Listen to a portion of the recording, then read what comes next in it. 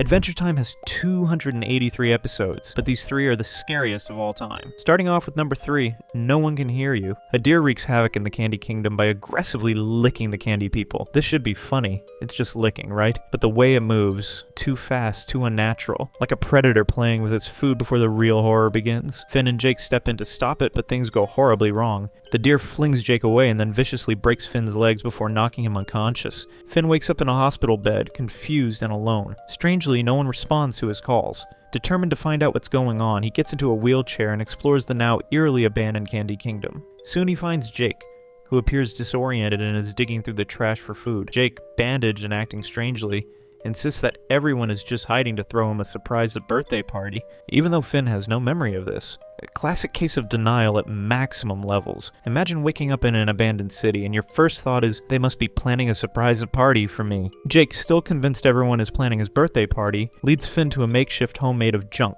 He tells Finn to go collect wood for a hobo fire. Finn, still disoriented, agrees at first. But as he wheels away, his paranoia grows. Where is everyone? As Finn wheels himself through the empty kingdom, he raises his arms and recoils at his own horrible smell. Finding a nearby fountain, he removes his hat and shirt, splashing water on himself to freshen up. But as the cold water runs over him, the silence of the kingdom feels even more unnatural. Something is very wrong. As Finn follows Jake, it becomes clear that Jake has lost his grip on reality. He claims he's been waiting 6 months for the candy people to appear. Finn just woke up, but Jake has been rotting here for half a year. That's not just madness, that's something breaking inside him. And horrifyingly, bugs crawl out of his ears as he speaks. His body is giving up too. 6 months of decay, and he never even noticed. Finn realizes his best friend has gone insane. When he tries to investigate, Jake turns violent, smashing Finn's wheelchair, dragging him back to the hideout and knocking him out. Finn wakes up tied to a post while Jake throws a bizarre birthday party with makeshift puppets.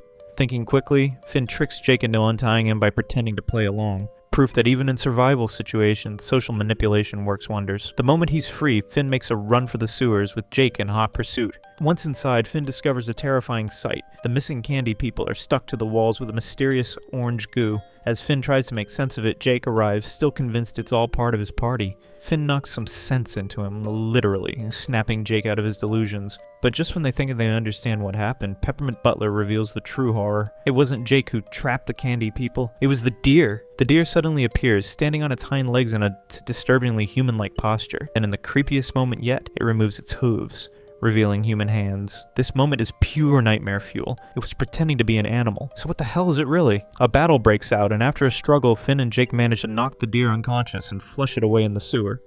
With the candy people freed, Princess Bubblegum dusts herself off and looks at Finn. That deer, it just wanted our sugar, she says. Then she winks. Yeah, we're just gonna pretend we didn't hear that. Finn frowns.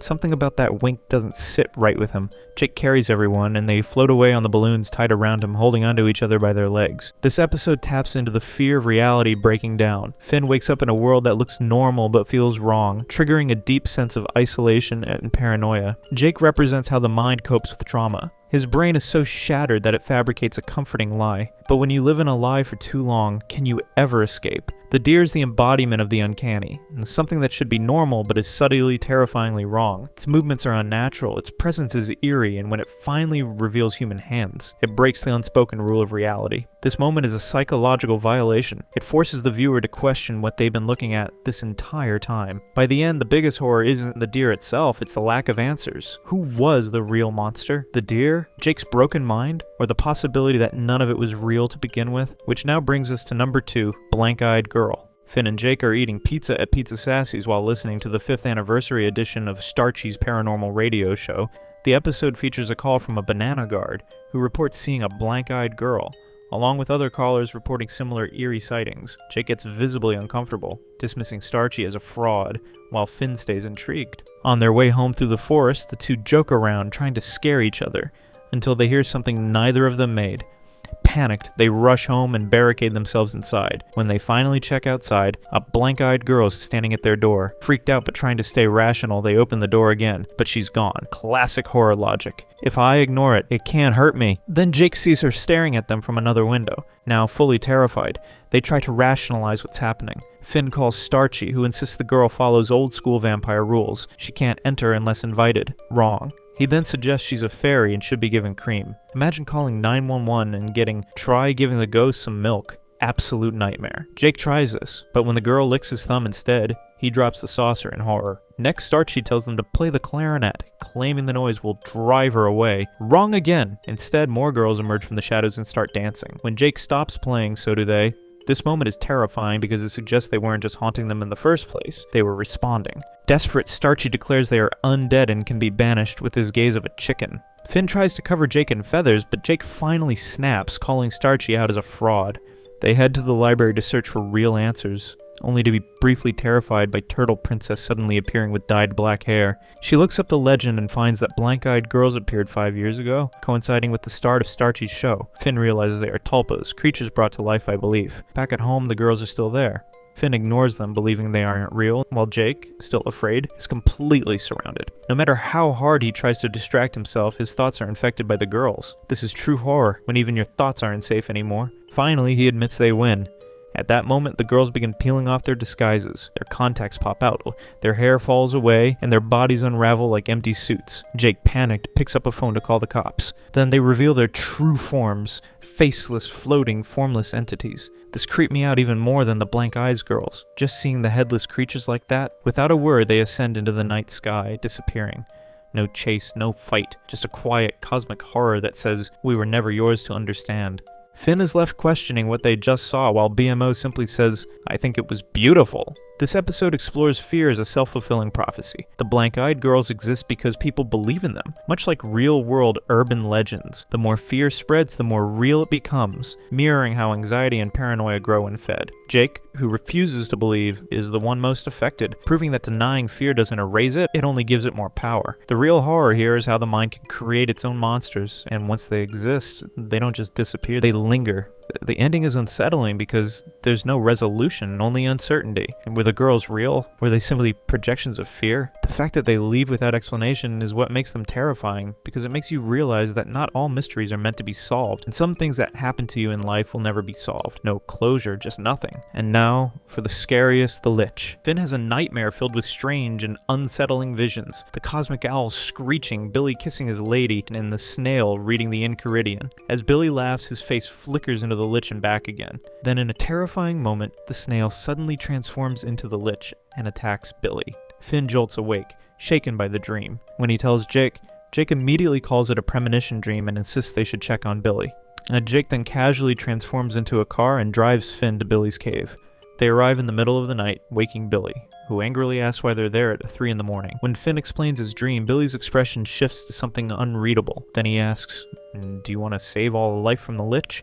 Already this line is very suspicious because the truth is the scariest villains don't force you to do evil. They convince you you're doing the right thing. Finn and Jake, of course, agree. Billy tells them the key to stopping the Lich is to collect all the magical gems from the princess's crowns, as well as the Ice King's power crystal. Without question, Finn and Jake set off on their mission. Why does every magical quest involve stealing from innocent people? After collecting most of the gems, the group stops to rest. As Jake asks Billy how many are left, Finn rummages through Billy's knapsack looking for candy. Instead, he finds the Enchiridion, and when Finn demands to know why he has it, Billy claims he found it in a bear's mouth. If you're a so-called trusted mentor, the greatest warrior of all time panics when you touch something that's supposed to be nothing at all. That's your cue to become suspicious, Finn. But nope, Finn blushes, embarrassed.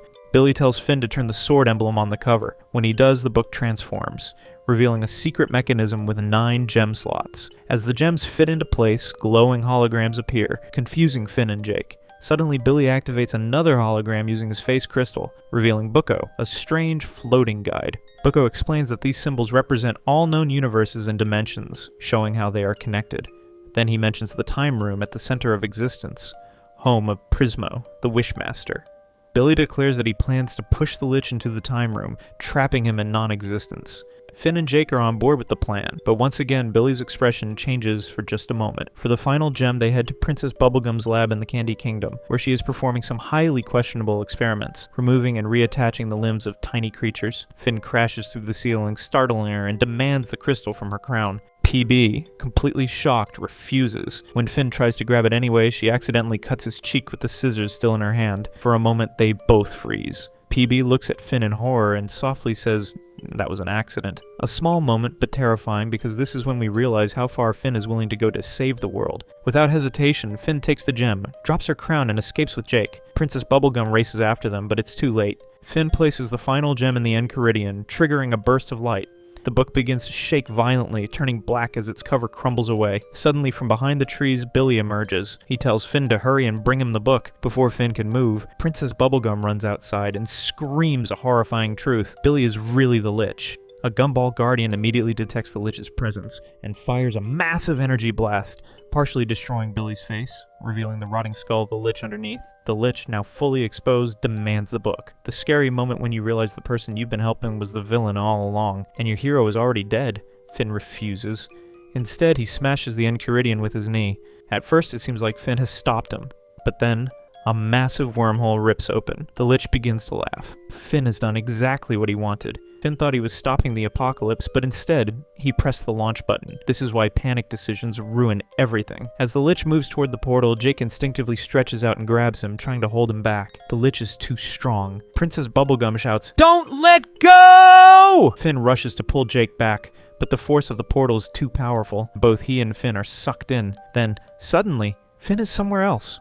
He is sitting outside a small house playing a flute. Beside him, Jake is no longer talking, just a normal dog. A woman's voice calls out from the house. Finn looks up, confused. He hesitates. Then, worried he's in trouble, he rushes inside with Jake. This episode is about the dangers of blind faith and how easy it is to be manipulated. Finn never questions why Billy, the ultimate hero, suddenly needs a bunch of stolen gems to defeat the Lich. He follows orders because he wants to believe he's saving the world. But the truth? The Lich never had to trick him. Finn tricked himself. It also plays on existential horror. Finn wakes up in a different life with no memory of how he got there. Did the portal rewrite reality? Was his whole life just a dream? The Lich never needed to destroy Finn. He just needed him to destroy himself. And that's it, guys. Be sure to subscribe if you want more cartoon videos and check out these other videos on my channel.